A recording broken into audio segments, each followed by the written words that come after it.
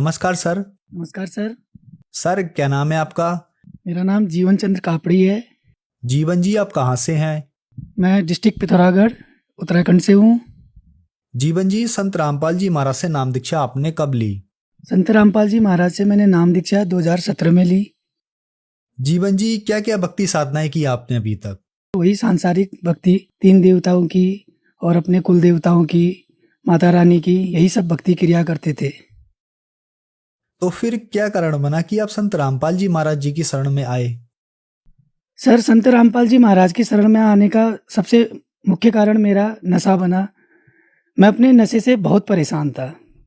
मैं चरस पीता था, गांजा पीता था, शराब पीता था, अंडा, मांस, मदिरा, ये सारी तामसी क्रियाएं करता था। जैसा कि हमारे पहाड़ों में प्रचलन है कि देवी देवता की बलियों से ही खुश किया जाता है, तो मन में एक सवाल सा रहता था कि ऐसे कौन से देवी देवता हैं जिनको हम बलि देते हैं तभी ये खुश होंगे। हालांकि मैं भी उसमें सम्मिलित होता था, लेकिन सवाल एक मन में हमेशा रहता था और परेशान सा भी रहता था अपने जीवन में कि क्या कभी इनसे पार भी कुछ ऐसा कुछ है कि जो इन चीज़ों से हटके हो। तो सबसे बड़ा कारण मेरा यही बना। मैं आपको एक बात बताऊं सर, मैं हरिद्वार गया जब मेरा व्रत बंद था, मुंडन कार्य था मेरा। वहाँ जाने के बाद मैंने जब मेरा मुंडन किया गया, मेरे जेब में चरस थी, मैंने उसका गंगा विसर्जन किया, ये कह के संकल्प लिया कि मन में आज के बाद मैं अपने जीवन में कि इस चीज़ को दोबारा हाथ नहीं लगाऊंगा। हे गंगा मैया, तेरे में इतनी शक्ति है, तेरे पास आके सारे पाप धुल जाते हैं, मेरा पिछला पाप, अभी का पाप, ये सब धुल देना। ये चरस जो भी है मेरे जेब में है, मैं इसको प्रवाह करता हूँ, ये करके। लेकिन उससे भी मेरे को कोई फ़ायदा नहीं हुआ। मैं घर आया, उसके बाद वही डेली का रूटीन, अपना सुबह उठना है, शाम को उठ जाना है और वही नशा करना है। मैं दिल्ली में रहता था, वहाँ पढ़ाई करता था, यहाँ से चरस की सप्लाई करता था, दिल्ली लेके जाता था, वहाँ दोस्तों के साथ बैठ के पीता था। तो मैं इतना दुखी हो गया था, इतना दुखी हो गया था सर कि मेरे को कोई रास्ता ही नहीं मिला। मेरे एक मित्र हैं, उन्होंने मेरे को एक पुस्तक दी, ज्ञान गंगा। और हालांकि मैं पढ़ने में कुछ ज़्यादा रुचि नहीं रखता था, क्योंकि नशा ही इतना करते थे, अपनी दुनिया में ही रहते थे कि हम उसी चीज़ को फाइनल मान बैठे थे कि खाओ पियो मौज करो। जगत का एक नारा है संसार में, इससे आगे की दुनिया वो समझे नहीं कभी। तो उन्होंने थोड़ा थोड़ा ये बताया कि इन संत जी की शरण में जाने से नशा छूट जाता है, तरह तरह की बीमारियां ठीक हो जाती हैं, और काफ़ी कुछ चीज़ें बताई। लेकिन मैंने उनकी बातों को बार बार ही सुना, और कहते हैं एक कान से सुना एक कान से निकाल दिया। लेकिन मेरे मन में ये बात बैठ गई कि इनके पास जाने से नशा छूट जाता है, ये वाली बात मेरे मन में बैठ गई। फिर उन्होंने ये बताया कि संत रामपाल जी महाराज का सत्संग शाम 7:30 बजे साधना टीवी में आता है। तो सर मैं वो चैनल देखने लगा, 1 दिन 2 दिन 3 दिन करके, ज़्यादा नहीं, 5-5 10-10 मिनट देखता रहा। मेरे को कुछ पता नहीं था कि गुरु क्या होता है, सदगुरु क्या होता है, संत किसे कहते हैं, बाबा क्या होते हैं।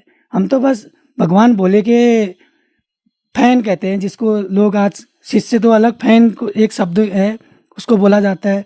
उनके नाम से चरस गांजा फूकते थे, उसी को हम सुप्रीम मानते थे कि ये तो शिव जी की बूटी है, शिव जी का प्रसाद है।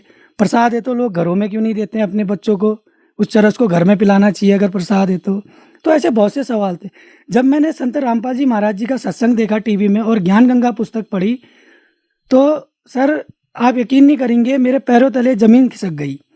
मैंने देखा संत जी हमारे सारे चारों वेद, गीता, पुराण सब खोल के एक एक चीज़ बता रहे थे कि नशा करने वाले के साथ ये दुर्गति होती है, और शराब पीने वाले के साथ ऐसा होता है, मांस भक्षण करने वाले के साथ ये होता है, तामसी पूजाएं करने वाले के साथ ऐसा होता है।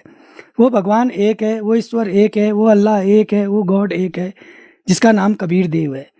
तो मेरे पैरों से नीचे ज़मीन खिसक गई। तो सर मेरे मन में भी उमंग आई, परमात्मा की दया से प्रेरणा हुई कि मुझे जाना चाहिए और संत जी की शरण में नाम दीक्षा लेनी चाहिए। मैं हमारे जो नज़दीकी नामदान केंद्र है जिला बागेश्वर उत्तराखंड में, वहाँ गया। मैंने 17 मई 2017 में संत रामपाल जी महाराज जी से नाम दीक्षा ली। सर जैसे कि आपने बताया कि आप बहुत ज्यादा अत्यधिक मात्रा में नशा किया करते थे, आपने संत रामपाल जी महाराज से नाम दीक्षा ली, तो क्या संत रामपाल जी महाराज से नाम दीक्षा लेने के बाद आपका नशा छूटा, और क्या आपको लाभ भी मिले संत रामपाल जी महाराज से नाम दीक्षा लेने के बाद?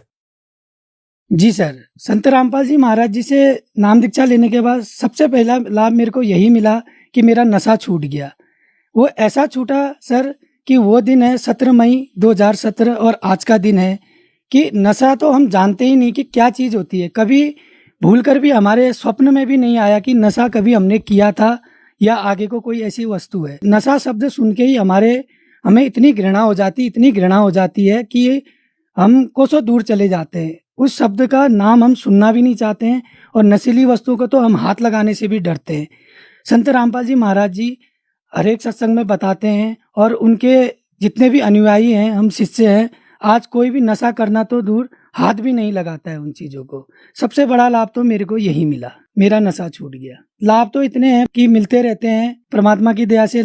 सर, आप बहुत ज्यादा नशा करते थे, बहुत ज्यादा चरस खाते थे। आपने एक बार धार्मिक स्थल पर जाकर गंगा के सामने संकल्प लिया और अपना जो भी नशा था वो गंगा में बहा दिया कि हे गंगा माई मेरा नशा छुटाना, लेकिन फिर भी आपका नशा नहीं छूटा। सर, हजारों नहीं लाखों से भी ज्यादा श्रद्धालु संत रामपाल जी महाराज से नाम दीक्षा ले रहे हैं। जिनका कहीं भी नशा नहीं छूटा, उनका संत रामपाल जी महाराज से नाम दीक्षा लेने से या संत रामपाल जी महाराज जी की पुस्तक पढ़ने से ही नशा छूट गया। आपने भी बहुत कोशिश की। तो सर, यहाँ एक विचारणीय विषय ये है कि संत रामपाल जी महाराज जी के पास जो भी आता है उसका नशा एकदम से छूट जाता है, जिसमें आप भी एक उदाहरण है। सर, ऐसा क्या है संत रामपाल जी महाराज जी के पास? सर, संत रामपाल जी महाराज जी के पास सबसे बड़ा तो सद्भक्ति है, जो ज्ञान है, जो आज तक संसार में किसी ने नहीं बताया। सबसे बड़ी बात यह है कि गुरु तो लोगों ने बहुत बनाए और लेकिन सदगुरु की खोज किसी ने नहीं करी। गुरु तो इतने हैं संसार में, तरह तरह का ज्ञान बता रहे। मैं भी उसके बाद जब मैं संत रामपाल जी महाराज जी का सत्संग देखने लगा, उसके बाद मैं अन्य धर्म गुरु में भी रुचि लेने लगा। उनके भी मैं सत्संग देखने लगा, उनके अनुयायियों से भी मिलने लगा। लेकिन वो सभी मांस भक्षण नशा करते थे, अन्य के अनुयायी, और किसी भी गुरु ने शास्त्र खोल के कोई ज्ञान नहीं बताया कि ये सद्ज्ञान है, ये सद्भक्ति है। सब लोक वेद दंत कथा पे चलते थे। केवल संत रामपाल जी महाराज जी ने सद्भक्ति और शास्त्र खोल के ही ज्ञान बताया हमें कि इस शास्त्र में ये लिखा है, गीता में ये लिखा है, वेदों में ये लिखा है, कुरान में ये लिखा है, बाइबल में ये लिखा है और गुरु ग्रंथ साहिब में ये लिखा है और हम ये चीज़ कर रहे हैं। जिससे साधक उनसे नाम लेने के बाद वो सद्भक्ति करता है और उसको पूर्ण लाभ मिलता है जिसकी उसे तलाश है। जो श्रद्धालु आज आपको टीवी पर देख रहे हैं और बहुत सारे ऐसे लोग हैं जो नशा कर रहे हैं, नशा छोड़ना चाह रहे हैं, आप उनके लिए एक बहुत बड़ा उदाहरण है। उनके लिए आप क्या कहना चाहेंगे?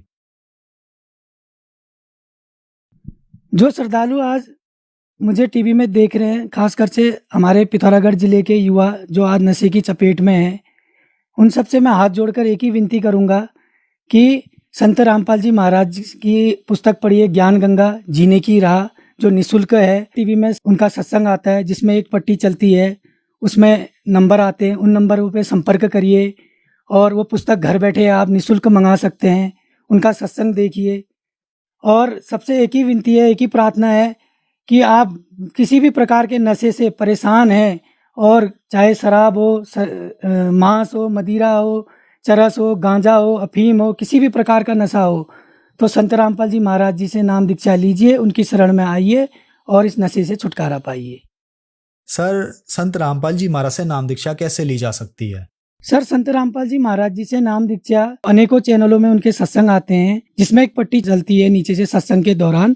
उसमें हमारे आश्रम के दिए हुए number, telephone number, mobile number, email ID, सारी डिटेल दी जाती है। आप उसमें संपर्क करके अपने नज़दीकी नामदान केंद्र में का वहाँ से पता प्राप्त कर सकते हैं, वहाँ उनसे बातचीत कर सकते हैं और वहाँ जाके संत रामपाल जी महाराज से नाम दीक्षा ग्रहण कर सकते हैं। धन्यवाद सर। सत साई।